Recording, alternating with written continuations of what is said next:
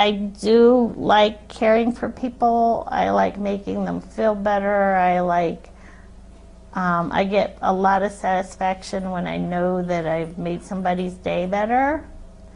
You don't always get the recognition you deserve, but you know in your heart and in yourself that you did it, and that makes you feel good. And I want to be an RN because it was something I started and never finished, and I won't be satisfied until I finish. I always feel like I left something undone, and I will have a little more self-respect, a little more pride, self-esteem, more respect from others.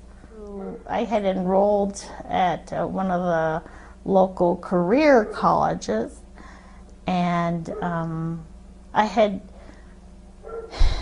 enrolled in a course that I had already taken, but they didn't accept. And I did very well, made an A in that class, but it was all the way across town. There was a lot of gas.